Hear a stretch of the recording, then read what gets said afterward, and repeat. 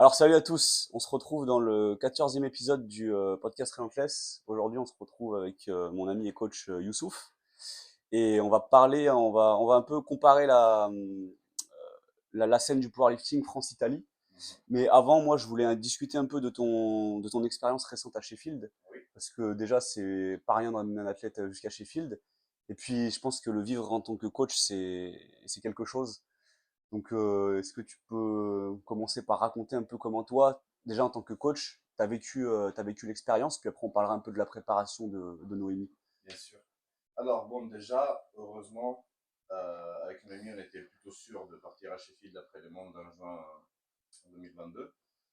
Ce qui a enlevé un peu de stress sur le fait de est-ce qu'on va être sélectionné ou pas, on était plutôt sûr. Donc, ça va, on s'est préparé depuis le début pour ça. Les qualifs, elles se sont jouées sur quoi déjà par rapport à Noémie? Alors, je me souviens bien, déjà, tu devais être, pour la première sélection, il fallait faire champion du monde en 2022 Ouais, et faire minimum 95% du total, du world record total de ok. ta catégorie. Que c'était Noémie qui l'avait déjà. Oui, Ok. puis même au monde, on a augmenté de 0,5 kg. Ouais, Euh, et derrière, après, il y a des wildcards selon des performances notables sur les compétitions ok. internationales. Et du coup, depuis juin, on savait déjà qu'on allait participer à Sheffield. On a pu faire la prépa Europe sans la pousser à fond pour la préserver au maximum. On n'a même pas fait le troisième barre aux Europes et tout pour j'en Ouais. avais plus besoin pour garder autant d'énergie que possible. Donc, la préparation, ça s'est très bien passé. Forcément, il y avait un peu de stress, mais je sais pas, avec Noémie, vu qu'elle a l'habitude de compétitions internationales, j'avais pas non plus cette appréhension d'une compétition avec une grosse Ouais. échéance. Je savais que ça allait le faire. Pour la préparation, ça s'est très bien passé. Les Ah, squats, j'ai oui, une question avant de se lancer sur la préparation de Noémie. Du coup, pour le classement à Sheffield, tu l'as dit, c'est par rapport au pourcentage du world record. oui, Du coup, une fois que Noémie elle était qualifiée, sur les compétitions, il fallait pas que tu pousses, oui, entre guillemets, les oui, oui, performances de Noémie trop hautes, parce que ouais, sinon, elle, ça lui complique la tâche pour exactement. pouvoir prétendre à gagner, c'est C'est quelque ça? chose que j'ai pas trop compris. J'ai vu pas mal de têtes faire de world record au total sur des compétitions et tout. Alors que, ben oui, nous, on s'est arrêté à 0,5 kg pile du world record parce qu'on voulait pas se Ouais, brûler des chances de gagner des places, quoi. ok, ok. Et du coup, bah là, toi, en tant que, enfin, comment t'as vécu le truc en tant que coach? Bah, je sais pas, t'as l'habitude t'as déjà été coaché sur des championnats du monde et tout, mais là, est-ce que tu peux faire le comparatif? Et je sais pas, comment ça, Alors, est-ce que ça t'a hypé plus ou? le truc un peu relou, c'est que ben, en France, il y a une équipe de France qui gère les athlètes à compétition internationale, Oui, chose qu'il n'y a pas en Italie. On en parlera après. Mais du coup, pour moi, c'était la deuxième fois où j'allais coacher une émission importante. ouais, Et encore, la première, c'était les Arnold, où on y est allé juste pour faire une compétition de plus. ok. Donc, il n'y avait pas trop de différence avec les mondes d'Europe parce que je n'ai pas pu la suivre sur ces championnats-là. Mais t'as déjà été suivre d'autres athlètes sur ces genres de Oui, mais compétitions? pas avec les mêmes enjeux, donc c'est quand même pas Ok, comparable. ok. En fait, peu importe la compétition que tu fais, c'est l'enjeu qu'il y a dessus Ouais, qui met la pression. d'accord, ok. Donc non, j'étais juste super excité, j'avais grave de l'adrénaline pour cette préparation et le fait qu'on savait déjà en avance qu'on pouvait jouer la première place. Donc j'avais juste trop hâte, quoi. Ouais, ok. J'avais pas de mauvaise pression. Et après coup? Après coup, ben, alors, ça a été génial. Genre, vraiment, le jour J, c'était Ouais. extraordinaire. Toute la semaine qui a porté la compétition, c'était plutôt sympa, comme ils ont organisé ça avec des interviews. C'était en anglais, Noémie, elle a galéré. Mais Ah c'était oui, grave bien fait. avec KOTL notamment? King of the Lift? Ou Ouais, c'est et même il y pour avait FTD tout ouais, simplement ok, pour faire les entre-mouvements, les minutes de pause qu'il y avait. ok, Ils mettaient des vidéos de rêve qui parlaient d'eux-mêmes et tout. ok. Du coup, c'était grave bien fait, c'était très joli. L'organisation était top. Et ouais, le jour J, c'était incroyable. C'était Et vraiment ouais, tu incroyable. parles d'adrénaline et tout, mais comment t'as été en termes de stress? Parce que je sais que moi, juste sur un championnat de France, même pour remettre un athlète sur un podium, genre Ouais. tu stresses à fond, tu vois, et là, en fait, j'imagine même pas le niveau de Bah, stress en que tu dois, fait, avec l'enjeu, le niveau de stress que tu dois avoir le jour, pas juste d'adrénaline, tu vois, mais ouais, ouais, ouais. genre, tu te ronges les ongles, tu vois. En fait, sur le moment même, je sentais pas trop parce que je vivais trop le moment. Genre, vraiment, Ok, j'étais trop à fond dedans. ouais, Genre, bien sûr, j'avais le stress de choix des barres et tout. Surtout qu'en plus, au squat, Nono n'était pas super confiant parce qu'il ne se sentait pas super bien. bench, j'ai dû prendre un peu aussi les choses en main parce qu'il ne sentait pas de charge autant qu'il aurait pu. Du coup, forcément, je me disais, bon, j'ai risqué de tout foirer sur la fonction la plus importante de nos vies, mais bon, justement, il fallait tenter le tout pour le tout. Donc, Ouais. honnêtement, je vivais vraiment pas du mauvais stress, et du moins, sur les moments, je ne le ressentais pas comme ça. J'étais juste à fond, je vivais l'instant, limite comme si c'était moi l'athlète. Ouais, Vraiment, je ok. vivais l'instant avec elle. Et par contre, après coup, la compétition de soir, j'étais vraiment un cadavre, et le jour d'après, je tombais malade et tout, j'étais mort. Ouais, du coup, t'as pris le contre-coup, C'est ok, ça. ok. Et du coup, là, tu dis que Noémie, elle était pas bien elle se sentait pas super bien sur le squat. C'est dû au stress le jour J ou c'est la prépa qui a... Alors, la prépa s'est super bien passée. Elle avait fait toutes les barres qu'on voulait qu'elle fasse à l'entraînement. Les jours J, juste après la pesée, elle a eu du mal à refeed. Ouais. Du coup, je pense à cause du stress. Elle est beaucoup au-dessus de sa catégorie. Non. Non, non, Elle a, non. elle J'ai a... des cuts que même 1,5 kg, voire 2. Donc, Ok, elle fait water cut ouais. ou... Ah ouais, ouais, Et quand un petit même. gut cut aussi. Ok, Donc, c'est rien de trop poussé, mais c'est des complications sur la perte de poids le dernier jour. Elle se réveillait plus lourd que ce qu'elle avait l'habitude de se réveiller avec les autres cuts. Et ouais, après la pesée, elle a eu du mal à refeed. Et du coup, ben, sur le squat, forcément, tu arrives moins vide, moins rempli. Ça ouais. change un peu tes repères. Et notamment elle qui a des petits soucis avec la jambe plus courte, ben, dès qu'il n'y a pas la structure bien remplie pour soutenir, ben, elle doit se reposer beaucoup sur sa Ah, structure. ça te semble un peu plus fragile, entre guillemets, enfin moins Exactement, soutenu, ouais. quoi, ok. Il y a moins de muscles qui travaillent comme il faut. Ok, d'accord. Et du coup, ben, il y a eu le shift qui s'est présenté plus que d'habitude. En plus, il y a le changement d'ambiance par rapport à une compétition classique où tu as 3000 personnes devant toi qui te gueulent dessus et tout. Ça Ouais, change c'est vraiment pas la beaucoup. même plateforme. Exactement. Du coup, première barre, elle était un peu surprise. La deuxième, ben, elle a paru beaucoup plus lourde que ce qu'elle était. Après, elle a Ok, réussi à se battre pour la troisième, ça va. ouais, On ok. a pu Ouais, reprendre barre, c'était super. il lui a fallu du temps pour se mettre dedans. Ouais, ouais, ouais. Et, Mais et comme je dis, ça va que Noémie, elle a la tête qu'il faut pour. Donc, oui, je oui, fais oui. confiance sur ça. Et est-ce que tu peux nous expliquer un peu comment t'as, je sais pas, comment t'as structuré sa préparation pour cette compétition et enfin, genre, moi, je me mets à ta place, j'aurais un athlète qui va jusque-là, tu vois, je me dirais, vas-y, je vais réunir toutes les datas qu'on a eues jusque-là et Ah bah essayer alors, de sortir la préparation la plus solide possible. ah oui, j'ai Que- repris les premiers blocs qu'on a fait ensemble, j'ai tout ouais, regardé, t'as tout depuis le départ. absolument tout. Du coup, comment t'as structuré la préparation là? Bon, alors, le truc avec Noémie, c'est que c'est assez simple, mais en même temps, il faut être vraiment très précis.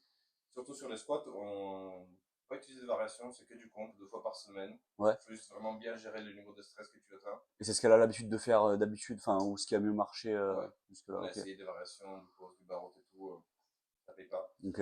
Donc c'est vraiment que du comp. Elle squatte combien de fois par semaine? Deux. 2 fois? Et sur les formats, t'es lancé comment? Toujours top 7 back-off. Ouais. Toujours, toujours. Du coup, avant Sheffield, on a fait 4 blocs, dont un deuxième qui était après coupé d'une semaine de vacances avant de faire les 2 blocs après Sheffield. Ok. Du coup, ces 2 blocs post-Europe, je les bourrinais de volume. Ok. Parce que je voulais vraiment lui faire augmenter un peu sa capacité de travail qui n'a jamais été très haute D'accord. et qui allait lui permettre de bloquer un palier en plus au squat d'après moi.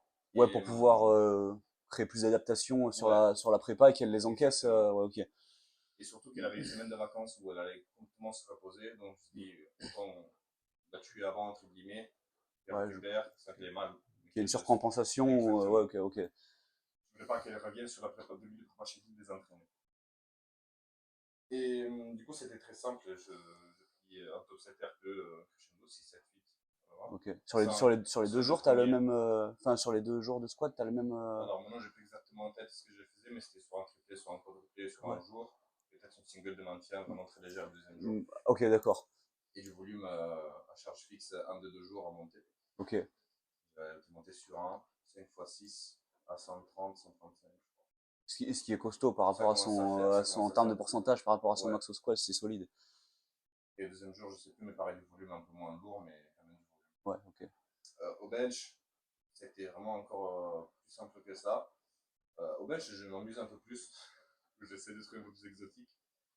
On avait essayé il y a longtemps, ça donne des bons ressentis le bench avec les poids attachés sur des élastiques. Ah, Le chaos bench. chaotic bench. Pourquoi par curiosité, qu'est-ce qui à la base te pousse à lui mettre J'espère que ça? ça lui porte à involontairement devoir avoir plus de contrôle sur les scapulas et ressentir plus naturellement le fait de devoir stabiliser. La phase excentrique, en Ouais, gros. Ok, d'accord. C'est vrai qu'elle a tendance, Noémie, à avoir des excentriques assez assez longues, retenu.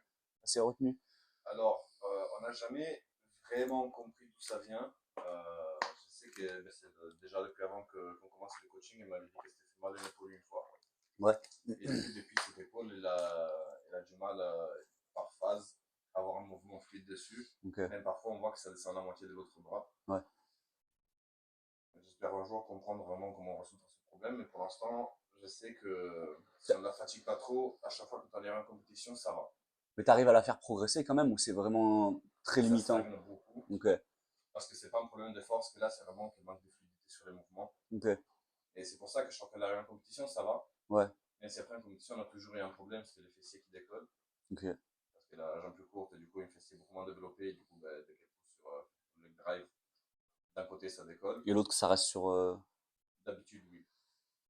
En général, oui, après, ça arrive que ça décolle. Du coup, ouais, c'est un peu galère avec ces deux détails. Les fessiers, ça a l'air complètement réglé maintenant. Parce que juste à régler l'épaule. Et... C'était réglé pour Sheffield ou? Ouais, on a eu Ok. zéro problème dessus. D'accord. Elle a mis Elle a fait le un faire un focus. complet au bench. Donc, Elle a fait combien déjà? 87,5. 87,5. Ok. Ok. Et le terre, du coup, parce que de mémoire, elle a fait une bonne prépa Alors, sur le terre. Elle est arrivée très fort les terres, sur c'était l'entraînement. celui où j'étais le plus sûr de tous et qui allait plus dessus en compétition pour le coup. Ouais. J'avais repris des schémas qui avaient hyper bien marché au passé et j'avais bien sûr fait des adaptations par rapport à ce que j'avais pu analyser après. Mais aux Europes 2021, elle était arrivée dans la meilleure forme qu'elle ait jamais eu au terre en compétition. Elle avait fait voler 196, mais vraiment hyper facile. Ouais, ok. Du coup, j'avais appris certaines choses qui avaient marché pour ce bloc-là et j'avais fait en sorte d'arriver dans un bon état de forme pour la prépa Sheffield pour mettre ces choses en place. Ok. C'était tout simplement du banded lift et du pause. Quand tu dis un bon état de forme en santé, tu parles pour Et pouvoir. avec une bonne base de force, mais sans de la fatigue cumulée. Ok, Un je peu plus comprends. descente Ok. fraîche, mais quand même fort. Ouais, ok, d'accord. Et du coup, sur la prépa, le banded lift et le pause, ils ont encore super bien payé, mais Ouais. vraiment super bien payé. Elle a fait de très très belles barres en entraînement. Malheureusement, on va savoir si c'est la fatigue du squat qui est la grind quand même de reps, Ouais. même l'opener à Ça laisse. répétition, voir juste que le picking n'était pas parfait. Ben, elle arrive à pousser un peu moins fort que l'entraînement. Ok. Et sur ce kilo-là, ça part pas. Ok. Bon, je pense qu'on a fait le tour pour... Est-ce que tu as des détails qui te viennent en tête de préparation, quelque chose en plus à rajouter sur comment ça s'est déroulé pour Bon, allez, Noémie? je vais le dire quand même. Elle a été très. Je suis très content de ses efforts sur les renforts. Parce que le dernier podcast qu'on a fait ensemble, et où il y avait Noémie et Pierre dessus, Ouais, donc on disait que tu l'avais mis au renfort du coup par rapport à son ancien coach, et qu'elle s'y tenait pas toujours. voire jamais quasiment, oui. Ok, et là? Là, il s'y tient beaucoup plus et on voit même des vidéos de temps en temps, c'est incroyable. Mais avant Sheffield, ouais, elle a arrêté de faire son RDL parce qu'elle se sentait beaucoup fatiguée, alors que je suis sûr que c'est bien de continuer à le garder même plus léger à la limite. Ok, d'accord. Tu penses que ça Je pense aurait... que l'RDL, c'est vraiment la clé pour son terrain en ce moment. Qu'est-ce qui fait enfin, qu'est-ce qui te fait penser ça? C'est sa mécanique de Elle a des mouvement fémurs ou... assez courts Ouais, et un buste donc assez vertical. Du coup, son terre, il est très fort niveau position parce qu'il est assez efficiente. ouais, Mais dès que ça devient lourd et qu'elle part légèrement d'avant, elle n'a pas la force sur la chaîne postérieure pour tenir la position. ok. Et en fait, ça se voit très vite sur Noémie, si au démarrage, elle tient la position, dès que ça décolle, c'est bon. Ouais, elle peut Mais si grinder. elle le fixe un tout petit peu, Ok, elle n'arrive pas du tout à grinder le démarrage. ok, Ou alors, c'est vraiment que d'accord, c'est la charge limite. ok. Si elle la renforce plus son pattern d'extension, je suis sûr que Et là, tu penses que ce détail... oui. Enfin, ok, d'accord. Et elle en a pris conscience? Ok, ok, d'accord. Bon, ça fait un bon tour. Comme quoi, des fois, il y a vraiment des petits détails qui peuvent influer de façon conséquente, enfin, conséquente entre guillemets, sur le résultat final, surtout quand t'as ce niveau d'enjeu-là. Mais bon, après, c'est comme ça que tu accumules des datas, parce que tu Ben n'aurais pas oui, pu autant, forcément. enfin, dans un autre scénario, en retirant le RDL, ça aurait pu mieux se Ah passer oui, et il y en a certains, c'est clair. ça t'aurait fait d'autres Oui. datas. Je suppose qu'aussi enfin, elle était dans une dynamique peut-être d'écouter son corps ou, enfin, ce genre Ce d'attaque. qui Quand d'un t'es, côté, tu peux pas jamais aller sur des athlètes de certains niveaux, tu peux pas leur dire de pas écouter leur corps, parce que oui, oui, c'est ce que je te voulais te dire à ce niveau-là. Puis ils connaissent un peu leur corps et tu peux pas toujours bien dire sûr. non, fais pas ça ou, enfin, c'est pas aussi simple que ça. Ok. Du coup, on va parler maintenant du sujet principal que je voulais aborder, du coup, comparer un peu la scène France-Italie, parce que toi, t'as un peu les deux casquettes Ouais, finalement. T'as été et athlète Oui, j'ai fait T'as comme tiré à un ça en moment donné en France. France, t'as longtemps coaché en France, Mhm. et puis là, maintenant, t'es toujours présent en France, mais t'es énormément présent en En Italie, et Italie, puis ouais. tu t'es quand même pas mal développé ton coaching en Italie. Mhm. Moi, je suis curieux de savoir un peu les différences qu'il y a déjà sur tout ce qui est coaching et programmation. Déjà, est-ce que les coachs sont autant développés en Italie par rapport à en France? Et qu'est-ce que tu en penses déjà des coachs qu'il peut y avoir là-bas par rapport à ce qu'on peut retrouver en France? Alors, par où commencer? Commençons par le postulat que, d'après moi, en Italie, il y a beaucoup plus, pas que les coachs sont meilleurs dans l'absolu, mais qu'il y a plus de coachs compétents. Ok. Il y a, en France, honnêtement, voilà, Ah, ça dis ce que peut tu souvent penses. clasher, hein, Non, mais dis ce que tu penses. mais si je trouve 5 coachs que je respecte vraiment, c'est bien. Genre vraiment que je trouve qu'ils font vraiment du bon boulot. Ok. Euh, et en Italie, il y a vraiment plein de clubs. Et dans chaque club, il y a au moins un gars quasiment qui sait vraiment ce qu'il fait. Et par curiosité, tu penses que tu l'interprètes comment? Genre, c'est dû à quoi pour toi, ce, ce différentiel-là? Alors, ça va être long à expliquer, mais alors la France, c'est un parcours au niveau powerlifting assez simple, dans le sens où il y a eu assez vite une influence américaine Ouais, qui est assez simpliste. oui. On est d'accord, Bah, on en discutait on en discutait l'autre hier en fois. Ouais. voiture. C'est une vision assez simple, assez linéaire, avec cette organisation très simple à Oui. comprendre et à mettre en place. Et je trouve qu'il n'y a pas beaucoup de coachs qui sont portés à vraiment réfléchir sur ce qu'ils font. Ils adoptent un plan simple, ils essaient un peu de comprendre comment ça se passe et ils reproduisent des trucs similaires. Oui, pour que ce soit simple d'analyse et. Exactement. Ok. Et je trouve que souvent on tombe dans des trucs où on fait des choses pas par mode, mais juste parce qu'on est dans des schémas fixes et on ne bouge pas de ça. Ouais, tu vas moins avoir tendance à. Enfin, je dis tu, mais de façon En général, générale, tu vois que les gens ont moins tendance à sortir de ce qu'ils savent faire, quoi, et qu'ils vont pas aller tester un tout le truc code qui ou pourrait marcher, mais parce qu'ils vont se dire, je sais pas, genre c'est farfelu, par exemple. oui, ben, ou alors ce qu'on voit, c'est vraiment genre des changements radicaux. On passe à. Pour une fois, sans cacher personne, il y a des gens qui faisaient beaucoup de renfo avant, ils ont décidé de poursuivre certains athlètes très forts en France de plus du tout en faire. D'autres qui aimaient l'RPE, d'un coup, ils font que du pourcentage. Il n'y a pas de pure réflexion sur ce que nous, on retient utile, j'ai Ouais. l'impression. Euh, il n'y a pas de raison de dire que la renfo est indispensable ou qu'elle est inutile ou que l'RPE c'est pas bien ou que c'est bien et qu'il faut utiliser juste celui-là. Oui, oui, oui. Il y a du bien dans tout. Et j'ai l'impression qu'en France, on ne réfléchit pas sur les avantages de chacun pour vraiment utiliser tout ensemble. Ouais, c'est trop. Ça va trop dans l'extrême, en fait, à chaque fois. Ouais. Ça c'est bien, ça c'est pas bien. C'est Ok. très volatile comme système. Du coup, les gens, ils n'ont pas des sûretés sur leur méthode. Ça peut changer du tout au tout en très peu de temps. Du coup, tu dirais que les coachs en Italie sont plus ouverts d'esprit de façon générale, finalement. Enfin, Je ne sais pas non plus si dire si c'est de l'ouverture d'esprit parce que justement, le problème, c'est limite l'inverse, c'est qu'ils sont très réfléchis dans ce qu'ils font. ouais, Il y avait l'école russe qui était prédominante en Italie, mais genre vraiment à 100%. ouais, Il y a l'école américaine qui, ben, quand je suis arrivé un peu en 2019, du coup, et que je venais de la France, j'ai un peu amené petit à petit. Au début, j'ai rencontré pas mal de barrières quand j'ai discuté avec les gens. Mais vu que justement, ils ne sont pas si aptes que ça de suite s'ouvrir aux autres choses, ils réfléchissent petit à petit, ils prennent des petites choses par-ci par-là, ok. et petit à petit, ils se construisent. Pas tous, bien évidemment, je ne dis pas que tous les coachs intégrés sont très bons, tu vois, mais il y en a beaucoup plus où ils arrivent du coup à accepter que leur méthode change un peu, et c'est important de changer d'identité. Du coup, ils construisent vraiment quelque chose de solide et de réfléchi, tu vois. Ok, d'accord. Ok. C'est pas juste, ah, le RPE c'est très bien, mais bam, ils balancent le RPE sans vraiment l'avoir Ouais, compris. ils vont utiliser tous les outils qu'ils peuvent pour faire un peu leur système C'est vraiment chacun. réfléchi, quoi. C'est pas, ouais, tel coach américain sur YouTube a dit, il faut faire 6 7 8 9 faire 6 7 8 9. Ok, On va dire, ok. ben, moi, avant, je programmais comme ça. Comment le RPE, ça peut m'aider dans ma façon de voir la programmation. Ouais. Et alors, je fais transfert sur autre chose. Tu peux euh, expliquer ou raconter un peu comment toi, ton coach actuel, il programme par vague? Parce que enfin, je trouve ça vachement, Intéressant, ouais. ouais, je trouve ça intéressant et je pense que pour les gens qui sont suffisamment ouverts d'esprit pour l'entendre, ça peut apporter des choses intéressantes quand tu as un cas particulier qui va nécessiter ça. En tout cas, moi, Bien sûr. j'ai trouvé ça vachement intéressant parce que on le retrouve pas de partout. Après, comme je te disais, on en discutait hier, mais vu que aujourd'hui en France, on est vachement plus on est vachement plus imbriqué sur des schémas qui sont linéaires et fixes.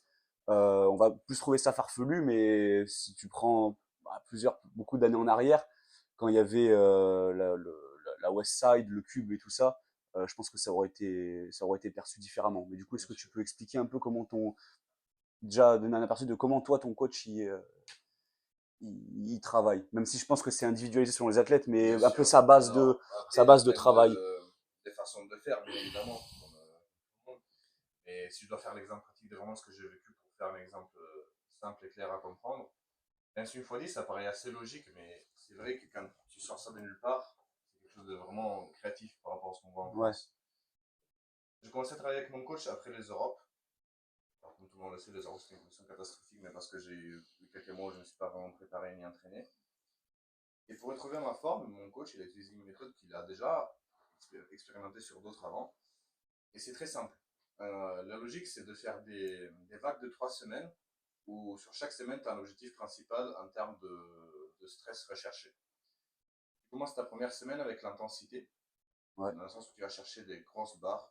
Seulement grosses barres, bien sûr, si tu commences ton premier bloc, tu n'as pas besoin de monter super lourd dès le début, c'est juste l'idée que c'est sur les 3 premières semaines. La première, c'est celle où tu cherches l'intensité. Du coup, moins de séries, moins de reps, plus de charges, tout simplement. Ce qui te met en jambe et en confiance, même d'un point de vue système nerveux, efficience de mouvement, pour la semaine 2, tu vas taper ton volume.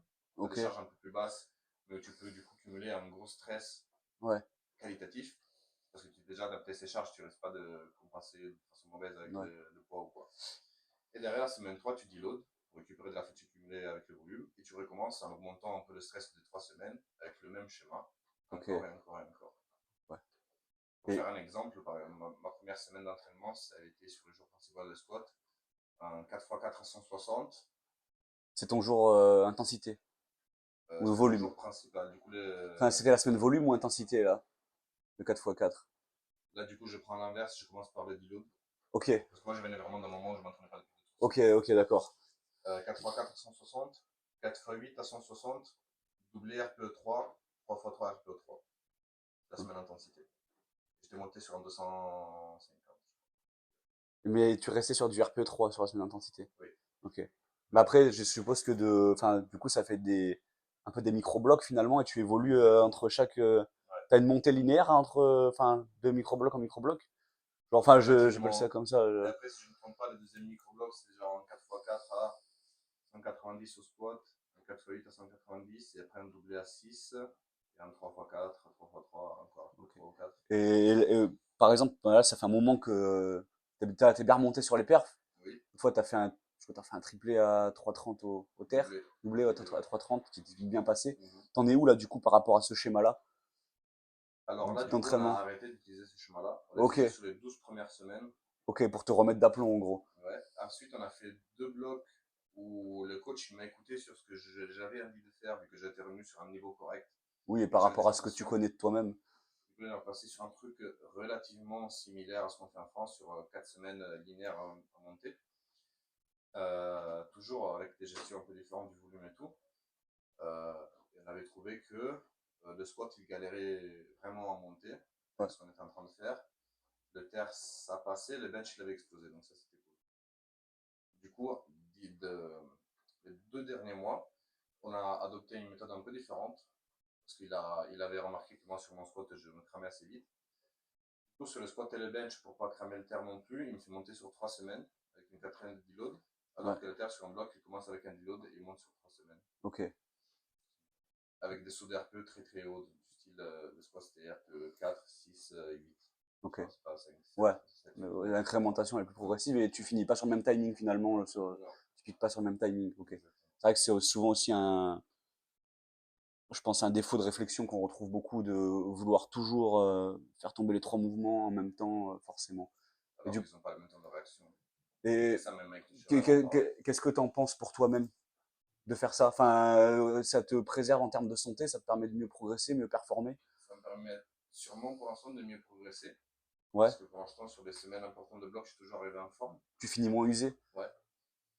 Et puis, façon, je sais que, comme on parlait de ça aussi hier, je m'en fous de faire du SBD ou d'arriver de la même semaine ou le même jour en forme à l'entraînement. De toute façon, je sais qu'en compétition, ça ira. Ouais, t'arriveras à aligner les trois mouvements si t'es prêt et que t'as progressé. Si j'arrive frais, il n'y a pas de raison que de toute façon que Ok, le squat me crampe pour les faire. ok.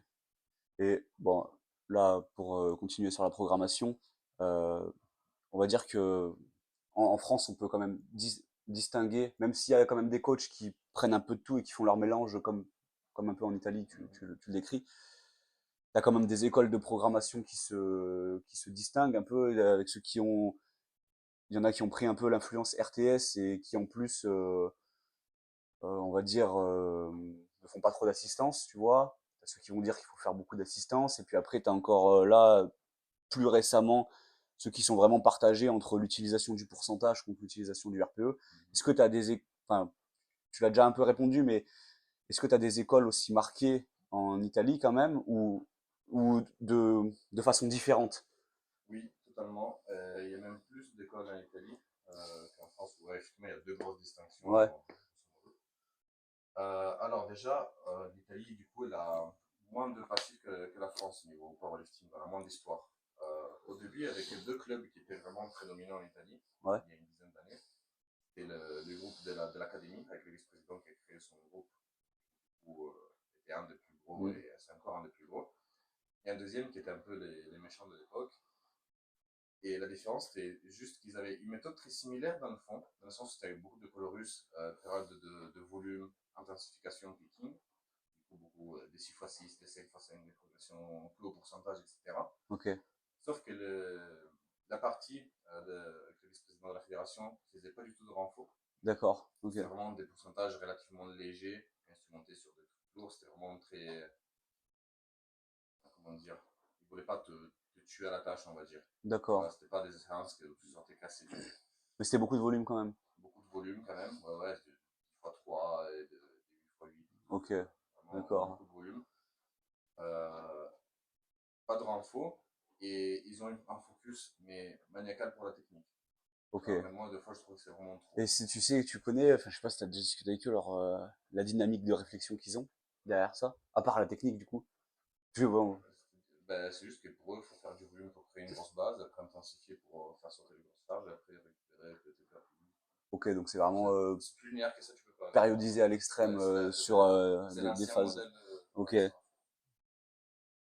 Et de l'autre côté, du coup, il y avait ces groupes qui étaient pareil avec le progression en pourcentage, période de volume, intensification, picking, qui par contre, il allait vraiment très très lourd sur le volume. Genre, ils ont un passif de pas mal d'athlètes blessés. ok, d'accord. Mais c'était Et autant de volume que les autres faisaient oui, mais plus ou? lourd. Ah Plus d'accord, lourd. ok, ok. Plus Ce lourd. serait plus. Euh, Je t'ai dit, il y avait un 105 qui était contre moi il y a des années, qui avait, qui avait des 5x5 au 85-90% en terre, tu vois. ah ouais, Tu vois le truc. parce que bah, déjà, Ça enfin déjà tabasse. un x5 à 85-90% potentiellement, Ouais, c'est c'est un du gros gros top 7 stress, où tu tu vas vois, taper oui. un PR, donc Ah oui, non. tu tapes ça, ouais, D'autres trucs, par exemple, des good morning, des progressions sur good morning où vraiment, tu faisais des barres lourdes, genre 8 séries de good morning et après 8-9, tu 8 séries, vois. 8 séries. Donc voilà, c'était vraiment. C'était un peu la même méthode prise. Je te dis, allez, c'était un peu Alex. les anges et les démons, tu vois. Ok, Genre, d'accord. Ouais. vraiment, tu chargeais super lourd, tu faisais plein de renfos et c'est Ouais. un peu leur campagne publicitaire. Et Genre, ils avaient moins l'aspect technique, du coup, je ouais, suppose. Ok. exactement. Après, c'est eux aussi qui se vendent un peu comme ça, genre. Ils n'ont pas de technique standardisée, il n'y a pas de volume de junk volume. Ouais. Ok. C'est un peu leur publicité, tu vois. Et ils ont D'accord. créé beaucoup d'athlètes vraiment très très forts. Ils en ont blessé vraiment beaucoup aussi. Ouais, forcément. Et à partir de là, il y a un peu. C'était vraiment les deux piliers pendant très longtemps. Et après, il y a un peu d'autres écoles qui sont sorties. Celle de mon coach, où au contraire, c'est une approche très très préserver l'athlète et le faire pousser quand il est en forme et faire en sorte qu'il soit juste en forme le plus souvent possible. Ouais, ok. Quitte à faire des off-season où tu touches pas plus de 60-70% de ton max, Ok. eux, ils s'en foutent Ouais. complètement. Donc t'es prêt au bon moment. Il y a une autre école maintenant, un troisième groupe qui du coup a créé vraiment beaucoup d'intérêt général. C'est un mec qui programme pareil, beaucoup, pourcentage fixe, des progressions très linéaires, très simples. Ouais. mais qui base beaucoup de son travail sur le VBT. Ok, Et du coup, bah, c'est son 1, 2, 3, quoi, tu vois, c'est d'accord. Et vraiment genre ce tous qu'il ces met en athlètes, avant il les met quasiment tous. quasiment Mm. tous. Ok. Vraiment à fond dessus, il a, c'est le plus scientifique, on va dire, il a plein de tableaux qui calculent le volume avec la vitesse, des Ouais, trucs, tu ok, vois, genre d'accord. Ouais, vraiment très très très poussé. poussé. C'est un peu les TSG italiens, tu vois. Ok, d'accord. Et, et il y en a un autre qui, par contre, maintenant, il est en train d'un peu sortir du. Parce qu'il n'a pas trop de succès, ou c'était vraiment quelqu'un à fond biomécanique, du coup, il faisait la plupart de sa publicité sur les infos adaptés à toi, et pas des points faibles, de façon à Ouais, comprendre qu'est-ce qui te manque dans tel mouvement ou ok. quoi. Mais ça, c'était un peu trop, tu vois, Trop réfléchi, poussé. ouais. Et comment dire, toi, donc maintenant que tu t'es vraiment développé en Italie et que tu as eu toutes ces influences en plus, comment ça a impacté, toi, ta façon de programmer? Alors, moi, Parce que est-ce que tu as eu est-ce que tu as quand même eu une différence entre le moment où tu avais beaucoup de présence en France et tu étais quand même assez peu en Italie, et le moment où tu as commencé à être beaucoup en Italie et être exposé à tout ça? Est-ce que ça a influencé ta façon de programmer? la seule. Alors, forcément, on peut s'influencer, mais après, je ne sais pas dire si c'est directement l'Italie sur certaines choses ou c'est juste mon évolution personnelle avec mes athlètes et l'expérience, tu Ouais, vois.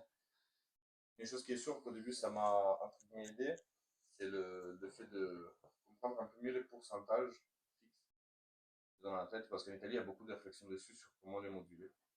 tu peux, enfin, si, est-ce que tu peux C'est développer? compliqué, tu Ouais, vois, ok. mais genre, c'est pas comme on peut voir en Amérique, quoi, où le progression de pourcentage fixe, c'est ben, tu fais ta semaine 4 x 5 à 70%, après 72, 74, 76, tu vois. Oui, pour forcer, enfin, entre guillemets, les adaptations, sur recharge progressive. En Italie, il y a beaucoup plus d'ondulations vraiment très, très spécifiques. Comme je te dis, par exemple, tout à l'heure, les 4x4, 4x8, ou des 4x6 qui viennent de 5x3, et ça, D'accord, c'est ok, vraiment ouais, des schémas ils font qui sont fluctuer. étudiés. C'est super intéressant, et quand tu mets en place et que tu essaies, en fait, tu as des ressentis qui sont assez intéressants. D'accord, Et qu'on ok. a pu payer Oui, pour toi-même. Mais du coup, tu l'as mis en place, toi, sur des. à ma façon, tu vois. Ouais, Mais ouais, mais du coup, sur des. t'as quand même pris des trucs de ce que t'as pu Oui. voir. Ok. Et si tu fais le comparatif, du coup, entre ce qui se passe en France et ce qui se passe en Italie en termes de programmation, Mhm. où est-ce que tu t'y retrouves le plus ou qu'est-ce que tu en penses? Enfin, quels sont les points forts ou les points faibles de l'un et l'autre pour toi? Alors, bon, en France, j'ai la chance qu'il y a ben, les gars d'OPT et toi qui je m'entends super bien, tu vois. Ouais, Et on est très alignés sur la façon de voir la programmation et tout. Pour ce qui est du reste en France, je suis pas. t'es pas fan. Non.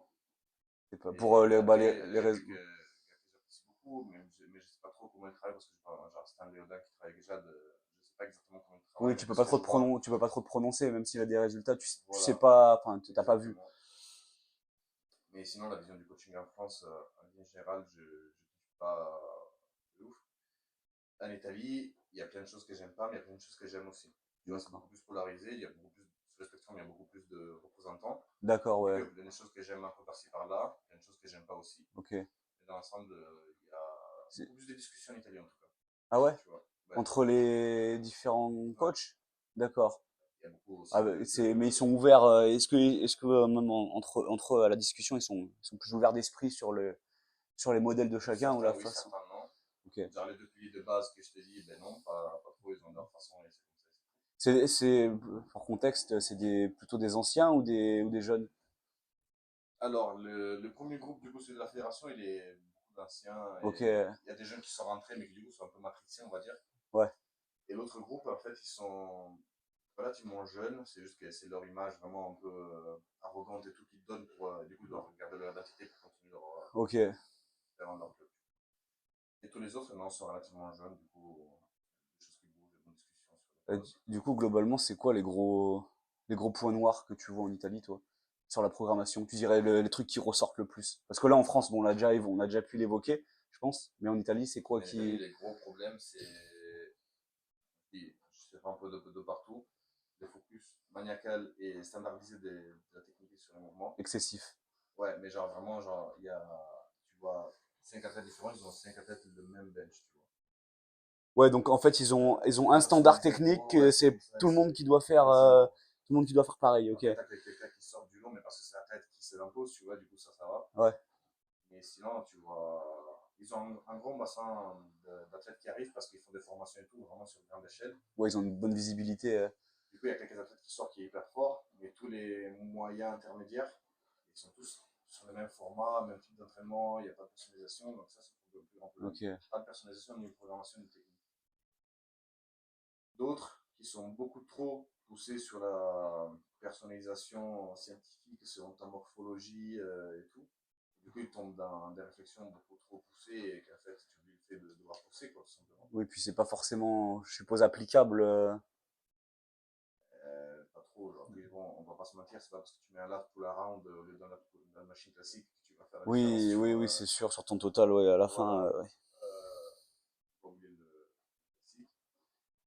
Mais ouais, principalement, c'est la personnalisation qui manque. Ils ont leurs idées en tête.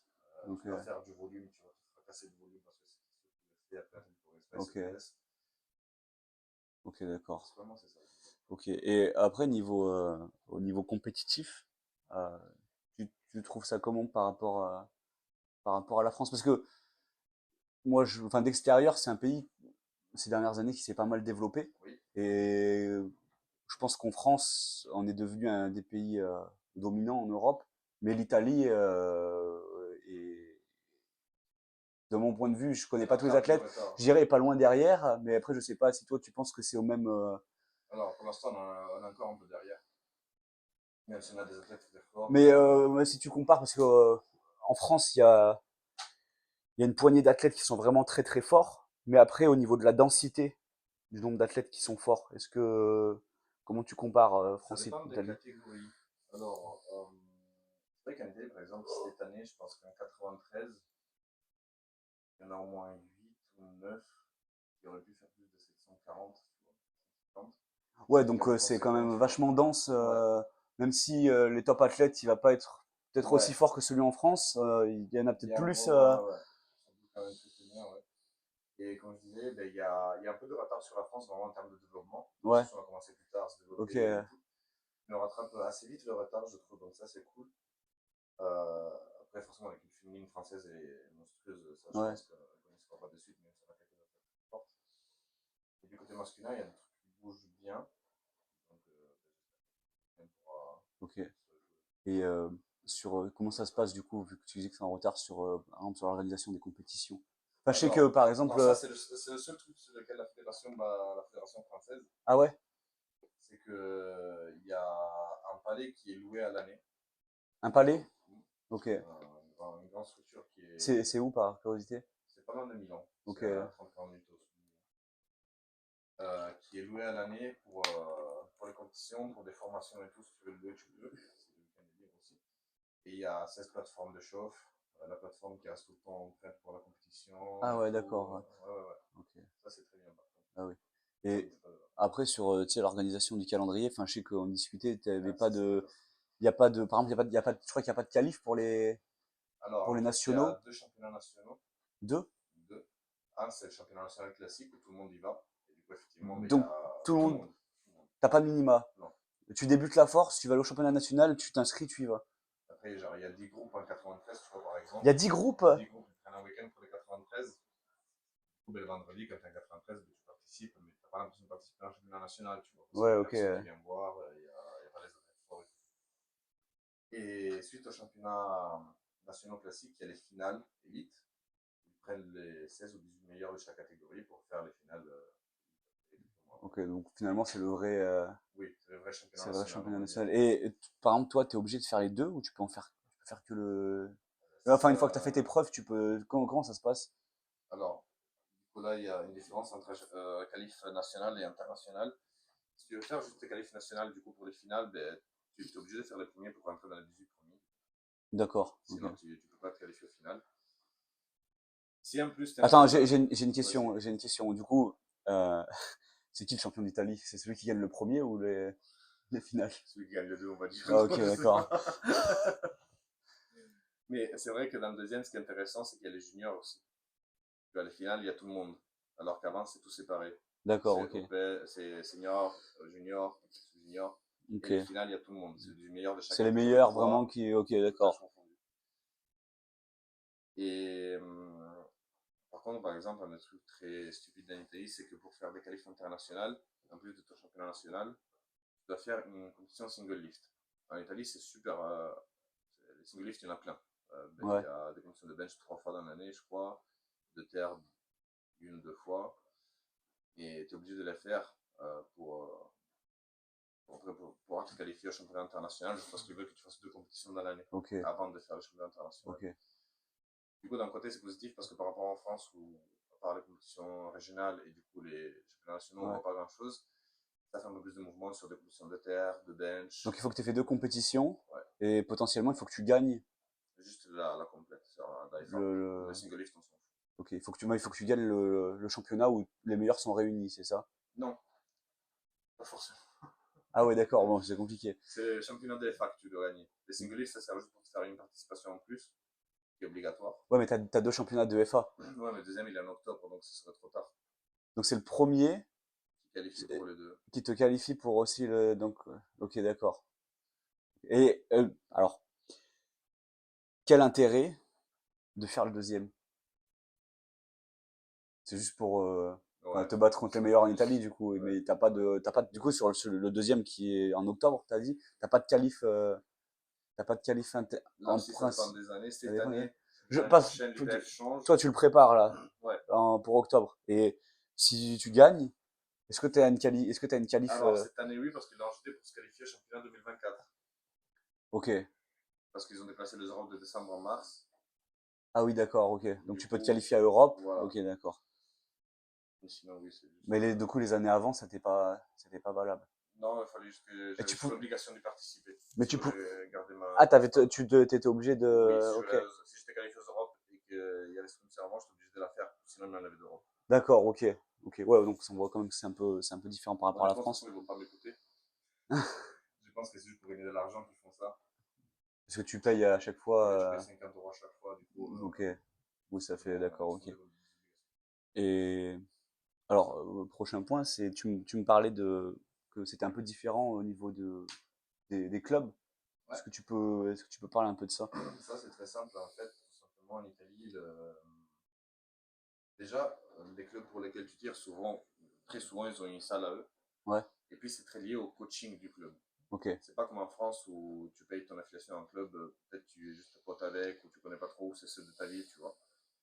En Italie, vu que de toute façon les compétitions sont centralisées, ouais, même si tu es du sud, tu peux t'affilier à un club du nord. d'accord, Et c'est parce que tu es coaché par quelqu'un du club, ou parce que tu es très en lien avec les gens du club. Du coup, d'accord, chaque club a une mentalité assez. Il identifie pas mal, ok, niveau programmation, gestion du match, etc. ok. Même en termes de coaching, du coup, vu Oui. que, d'accord. Alors que ça en France, C'est beaucoup plus détaché, hein. ben oui. Ok, d'accord.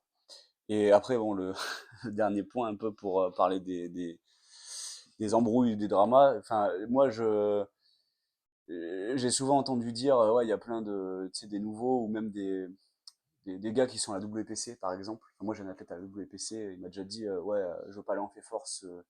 Il y a plein d'embrouilles. Et je pense qu'il y a des embrouilles de partout. De toute façon, du moment où tu as de Il y a l'opposition, que de ce soit entre l'intérêt, soit athlètes, financier, entre coachs, athlète. tu as des conflits d'intérêts, c'est normal que tu aies des embrouilles et enfin, c'est pas bien grave au final. Enfin, comment c'est en Italie par rapport à ça? Alors, disons que c'est un peu moins, un tout petit peu moins immature qu'en France. C'est pas que des petites fléchettes sur les réseaux entre gamins, tu vois. Bah, comment ça se passe du coup? Enfin, Il y a des vraies discussions au palais, genre, qu'on se retrouve souvent là-bas. Enfin, il n'y a pas d'accord, de bagarre et tout, je d'accord, dirais, mais il y a souvent des confrontations, genre, dès qu'il y a un truc qui est dit qui peut être mal interprété sur Instagram, mais c'est vrai, direct, il y a des discussions. oui, Non, ouais, ça reste pas sur les réseaux. J'aime pas dire ça, mais est-ce que ça s'envoie peut-être moins de pics sur les réseaux ou plus? Enfin, quel regard t'as là-dessus? alors, moi, déjà, je trouve que si tu réagis à des pics sur les réseaux, c'est que tu as quelque chose à prouver, ou Oui, oui, je sais pas, oui, tu oui. vois, genre, Non, mais ton regard extérieur, tu vois, si tu regardes du dessus, chaque pays. ouais, chaque pays. Ah, mais c'est plus en Italie, au moins tu vas discuter un peu, tu vois. Et Ouais, des ok, fois, ça fait pas faire un bagarre. C'est cool. d'accord. Bon, Mais ouais, c'est beaucoup moins gamin qu'en France, et ouais, c'est pas. On part sur les réseaux quand on fait les photos. ok, d'accord. Et bon, est-ce que t'as d'autres choses en tête, toi, qui, qui te marquent sur la différence France-Italie dans le powerlifting là, ou tu penses qu'on a fait le tour? Non, je pense que si. Ok, ok. Bah voilà, on arrive au terme du podcast. Donc je remercie tous les invités pour l'écoute et je vous dis à la prochaine.